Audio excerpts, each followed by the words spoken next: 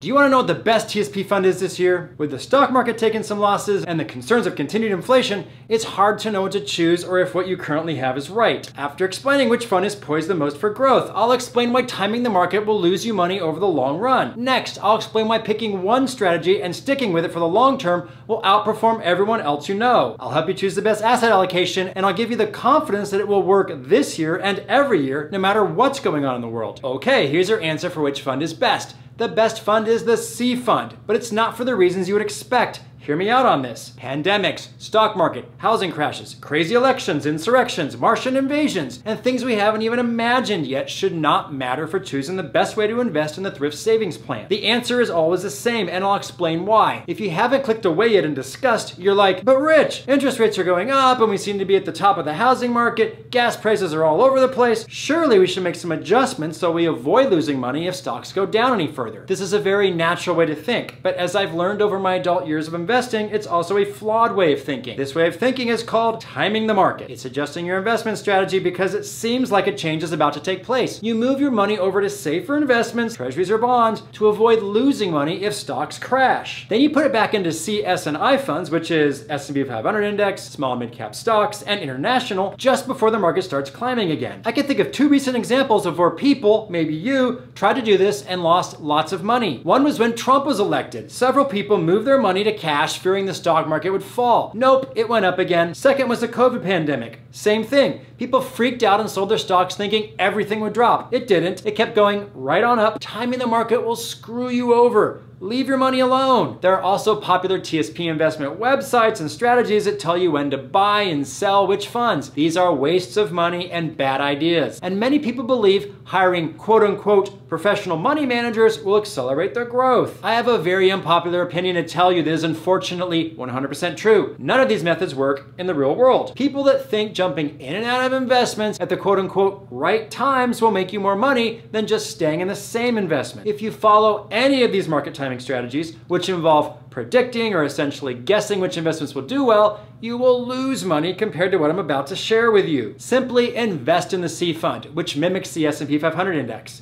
Invest in that and don't make any changes based on any news, any experts, or any lame reasons you can think of, and you'll come out on top. Suckering people into believing that it's possible to predict the best investment in the short term is a multi-billion-dollar industry. Most of Wall Street is built on this lie. They make you believe that if you pay for their help, their expertise, their guessing ability, you can predict the drops in the market and avoid them, as well as predict the jumps in the market and exploit them. And the reality is, by trying to do this, you'll lose more money than the people who simply invest their money for the long term and never touch it. A quick story about Warren Buffett, arguably the best investor in the world, to illustrate this point. How he made a fool of the professional investors and the entire investment manager industry. He did this by making a bet that no professional manager or hedge fund could outperform the S&P 500 index over a 10-year period. This means passive investing, which is essentially doing nothing, would outperform professionals making trades that they thought were smart for their clients. Only one person took him up on the bet, presumably because most money managers are smart enough to know they can't win. Several years into the bet, the S&P 500 was way ahead of the well-known hedge fund, and the hedge fund manager admitted defeat. I think the bet was for a cool million for charity, a great cause. Why did Warren Buffett make this bet? Another good question, why did Warren Buffett instruct that all his money be put into the S&P 500 index when he passes away? Because he understands a fundamental truth about investing that the so-called experts don't want you to know. Investing in the S&P 500 index, or really just investing in the stock market in general, over the long term vastly outperforms any other method,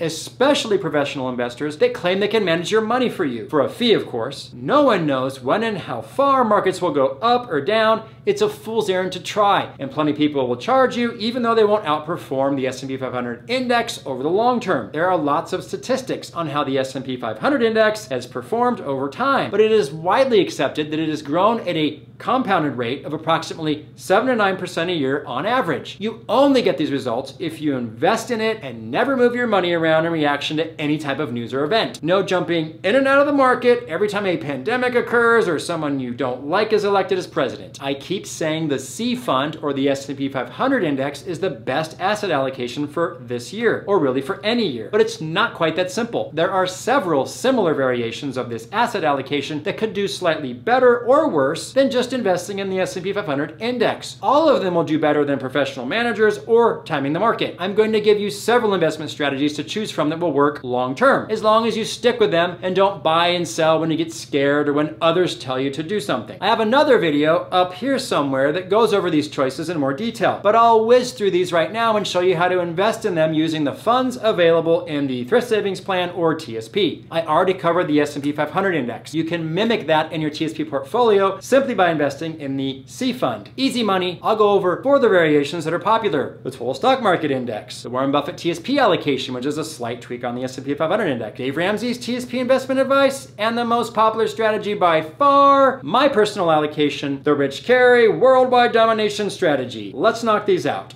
First is the total stock market index strategy. This investment choice is a popular one and is the main recommendation of J.L. Collins in his book, The Simple Path to Wealth. Probably the best finance book of all time so far, and I'm not just saying that because I was a proofreader on the book. Instead of just investing in the largest companies that make up the S&P 500, you invest in those plus medium and small companies. This index encompasses the entire US stock market, just like the name says. It's more diversified than the S&P 500, and small caps have been known to slightly outperform large caps over the long term, albeit with more risk. The S fund in the TSP is an index of small and mid-sized companies not included in the S&P 500 index. Therefore, a mix of 80% C fund, 20% S fund will closely mimic the total stock market index fund. Next is the Warren Buffett TSP allocation.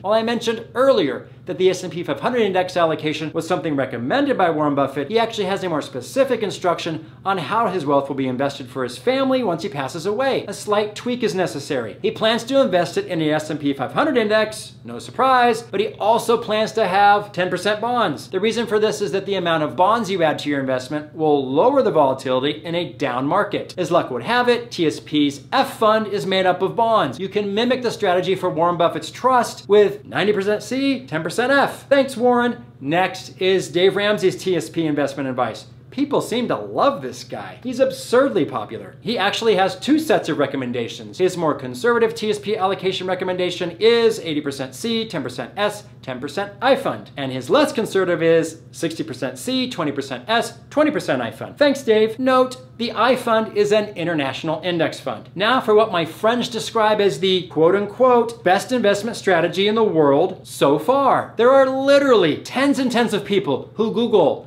Rich on Money TSP allocation every year. Until now, nobody has ever known how one of the most brilliant minds of our time invests in the TSP. I like the idea of being a little bit heavier weighted on small and mid-sized companies as opposed to being just all S&P 500 index. I could accomplish this with the total stock market index, but I want even more exposure to small companies. Not a fan of the TSP's international fund, and I haven't been investing in it. It doesn't have enough exposure to small and or developing countries. So here's what I settled on. The Rich on Money Worldwide Dominance TSP portfolio is, drumroll, 50% S, 50% C. I know, I should be charging an arm and a leg for this information. I just have too much altruism in my heart and nobody watches my videos. Don't stress about picking the right one of these investment strategies. It's probably mine anyway. Any of these will do better than most people do with professional managers. Now, I'm gonna talk about adjusting your TSP portfolio for your age and risk tolerance. This is different and safer than jumping in and out of the market. I made a separate video about this, which is deep in the weeds. Watch it up here by clicking on that thingy that you see, but I'll explain it quickly right now. Many people invest in 100% stocks. When I say stocks, I mean either C, S, or I fund. We often don't have any fixed income, that's bonds and treasury bills, in our portfolio as a hedge against market risk. Bonds and treasury bills are safe. They don't go up or down with the stock market. They just have a very small, almost guaranteed rate of return. Kind of like a really good savings account. It's wise to put a specific percentage of fixed income, F or G fund,